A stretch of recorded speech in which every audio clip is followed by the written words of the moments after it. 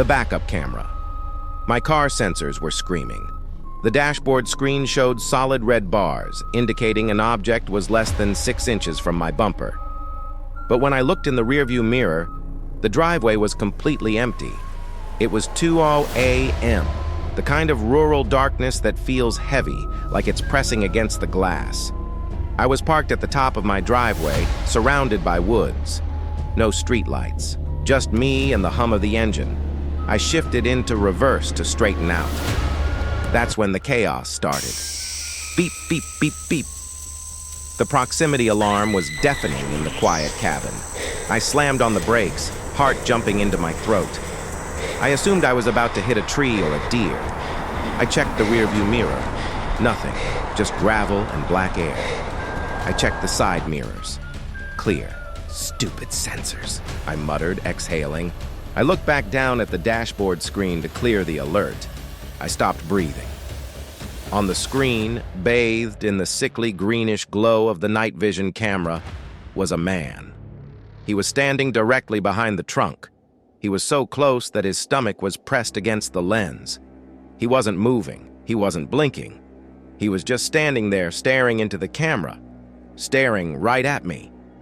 I spun around in my seat, expecting to see him through the back windshield. Nothing. The driveway was empty. I could see the gravel clearly in the red glow of my taillights. There was no one there. I whipped my head back to the screen.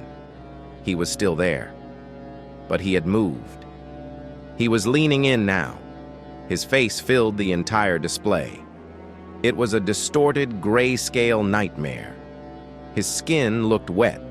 His jaw hung open slightly, slack and lifeless, like a puppet with cut strings. This wasn't a glitch. The camera was seeing something my eyes couldn't. My hand hovered over the gear shift. I wanted to drive, but my legs were paralyzed. On the screen, the man raised a hand. His fingers were long, too long. They dragged slowly across the lens. Scritch, scritch. I didn't hear the sound from the speakers. I heard it from the trunk. It was real. Then the car shook. Thump. The suspension groaned. Something heavy had just climbed onto the trunk. The man on the screen was gone. The view was now blocked by a torso in a dirty shirt. He wasn't behind the car anymore. He was crawling toward the roof. I didn't scream. I just slammed the gas.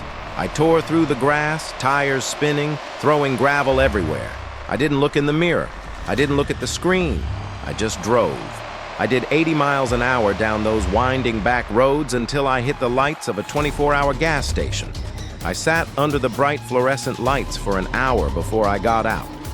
When I finally checked the back of the car, I felt sick. The backup camera lens wasn't just broken. It had been pushed inward. There were prints on the trunk lid, greasy black smears that didn't look like oil or mud. I traded that car in 2 days later. The dealership asked why I was getting rid of a new vehicle. I didn't tell them the truth. I didn't tell them that even after I wiped the trunk clean, the sensors never stopped screaming. The broken arm. If he hadn't made one tiny reflex mistake, I would be a face on a milk carton right now. He had a cast, a nice smile, and a van, and I fell for almost all of it. It was 11:30 at night in a grocery store parking lot. The lot was massive, poorly lit, and mostly empty.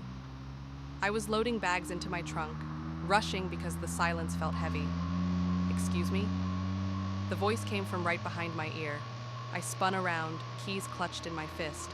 Standing there was a man, maybe 30, clean-shaven and well-dressed. He looked completely harmless, except for his right arm. It was encased in a heavy white plaster cast, cradled in a blue sling against his chest. He looked embarrassed. He gave a nervous little laugh and apologized for startling me. He explained that he had bought a case of water but realized he couldn't lift it into his van with his broken wing. He asked if I could give him a hand. My stomach tightened. Every instinct I had screamed at me to get in my car and lock the doors. But he looked so pathetic standing there. I didn't want to be the paranoid jerk who refused to help an injured man. I pushed the fear down and agreed.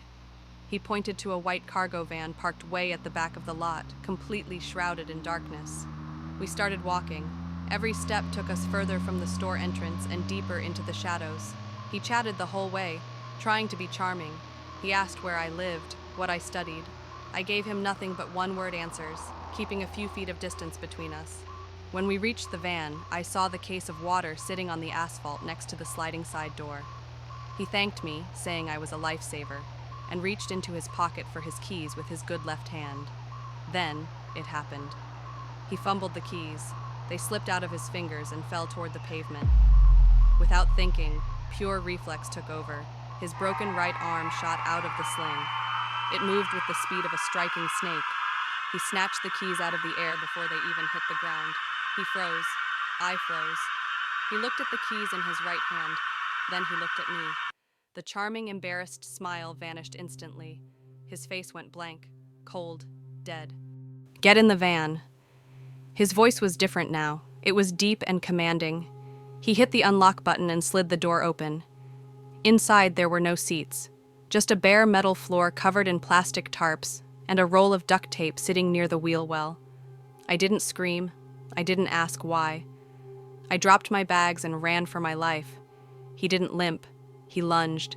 He swung that heavy plaster cast at me like a club. It grazed my shoulder hard, but I was already sprinting. I ran back to my car, jamming the unlock button on my fob over and over. I dove into the driver's seat and locked the doors just as he reached my window. He slammed his fists against the glass, screaming in pure animal rage. Both of his arms were working perfectly fine now. I peeled out of that lot and didn't stop driving for an hour. I never called the police. I knew they wouldn't find him. He wasn't looking for help, and he wasn't injured. He was hunting. And the scariest part is knowing that the only reason I escaped is because he had good reflexes. The emergency maintenance. If I hadn't looked up at my ceiling before unlocking the deadbolt, I would have let a killer right into my living room. It was Tuesday, just after midnight. The pounding on my door wasn't a knock. It was a violent, rhythmic hammering that shook the entire frame.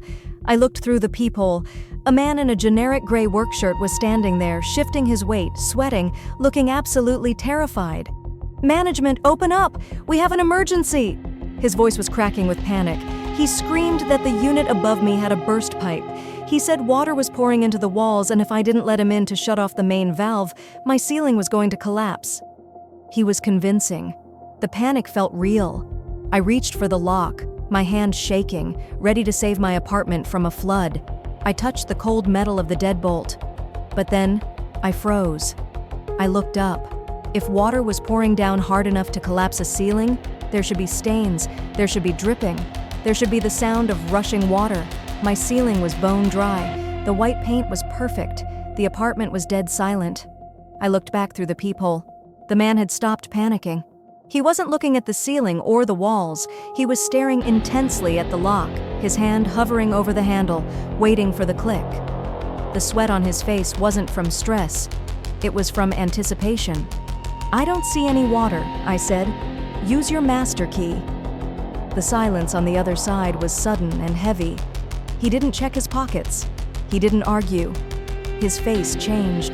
The panic melted away, replaced by a flat, annoyed glare. "Open the door." It wasn't a request anymore. I shouted that I was calling 911. I expected him to run. He didn't. Instead, I heard a high-pitched mechanical whine. I watched in horror as a silver drill bit punched through the wood of my door, right next to the deadbolt. He wasn't maintenance. He was drilling out my lock. I scrambled backward into the kitchen, grabbing the biggest knife I could find. I screamed at the top of my lungs that I had a gun and I would shoot him through the door. The drilling stopped instantly. I heard heavy boots sprinting down the hallway, followed by the stairwell door slamming shut. When the real building manager arrived with the police, they confirmed two things. There was no leak in the unit above me, and the man hadn't just come to my door randomly. He had covered the hallway security cameras with black duct tape before he even knocked. He wasn't coming to fix a pipe. He was coming to fix me. The school mascot got I was the only person in the entire high school. I had locked every door myself. But when I turned off the floor buffer outside the gymnasium, the silence didn't last. I heard a basketball. It was a slow, rhythmic bouncing coming from inside the dark gym. I wasn't scared at first, just annoyed. Teenagers broke in to play scrimmages all the time. I grabbed my heavy flashlight and marched to the double doors, ready to kick them out. I threw the doors open and shouted for everyone to clear out. I expected to hear sneakers squeaking on the hardwood as kids scattered. Instead, I was met with total silence. The gym was pitch black. I flipped the light switch on the wall, but nothing happened. The breakers had been cut. I swept my flashlight beam across the court. It caught a basketball rolling slowly across the center line, coming to a stop near the far bleachers. I moved the light up the rows of seats. Empty, empty, empty. Then the beam hit the top row. I nearly dropped the light. Sitting at the very top of the bleachers, dead center, was a person. They were wearing dirty jeans and a flannel shirt, but on their head, they were wearing the school mascot helmet. It was a giant grinning bulldog made of fiberglass and plush. The costume was supposed to be locked in a cage in the basement. I yelled at him to take the mask off and leave. The figure didn't speak. It slowly stood up. The oversized, cartoonish dog head bobbed slightly in the darkness. The painted eyes were staring right at me. He didn't laugh. He didn't taunt me. He just raised a hand and pointed a finger at me. Then, without a sound, he vaulted over the top railing of the bleachers. It was a 10-foot drop to the gym floor. He landed with a sickening wet crunch, but he didn't cry out. He didn't stand up either. He dropped to all fours and started sprinting toward me across the court, moving his limbs like an actual dog. I slammed the gym doors shut and barred them with a broom handle. I ran for the exit, triggering the silent alarm on my way out. By the time the police swept the building, the gym was empty. The back emergency exit was propped open, but they found the mascot head sitting in the middle of the basketball court. When they examined it, they found why he hadn't spoken. The inside of the mascot head was lined with layers of thick duct tape and soaked in chloroform. He wasn't wearing it to scare me. He was wearing it to hide what he planned to do to me. The SD card. I haven't stepped foot in the woods since 2019. I sold my rifle and my truck because of what I found on an SD card while I was sitting 30 feet up a tree. It was a quiet Saturday evening in November. I was in my tree stand waiting for a deer. I had pulled the memory card from a trail camera on my walk-in, and since the woods were dead silent, I popped it into my handheld viewer to pass the time. The card was full, over 3,000 images. I started scrolling. The first few hundred were just black frames. But then, the infrared flash caught something. It wasn't a deer, it was a face. A man was standing inches from the lens, staring directly into it. He was wearing a dirty, oversized hoodie and a cheap plastic masquerade mask with an exaggerated smile. My stomach turned. I kept scrolling. There were hundreds of photos of him. Sometimes he was standing far away, waving. Sometimes he was holding a knife. Then the background changed. The man wasn't in the woods anymore. He was standing on a paved driveway, my driveway. He was leaning against my truck, holding the trail camera, taking a selfie. He had stolen my camera, taken it to my house, and brought it back. My hands started shaking so hard I almost dropped the viewer. I scrolled faster. The next series of photos were inside my house. There was a photo of him standing in my kitchen. There was a photo of him sitting on my couch. Then came the photo that broke me. It was grainy and green, taken in the dark with the infrared flash. It showed a man sleeping in a bed, mouth open, completely unaware. It was me. He had been standing over my bed while I slept, taking pictures with my own trail camera. I couldn't breathe. I needed to get out of the woods immediately. I reached for my gear to climb down, but then I froze. I realized I had been viewing the old photos. I hadn't looked at the most recent one, the one taken right before I pulled the card from the camera. I hit the button to view the last image. The timestamp was from 2 minutes ago. The photo showed a man in camouflage gear, sitting in a tree stand, looking down at a viewer. It was a picture of me, taken from above. The camera hadn't been strapped to the tree trunk where I found it. He had been holding it. I slowly looked up. Directly above me, perched on a branch about 10 feet higher, a pair of boots were dangling. And then I heard the distinct digital click of a camera shutter. I didn't climb down. I jumped. I hit the ground hard, rolled, and ran until my lungs burned. I didn't stop for my truck. I ran all the way to the main road. The police never found him, but they found my camera sitting on the seat of my truck. The SD card was gone.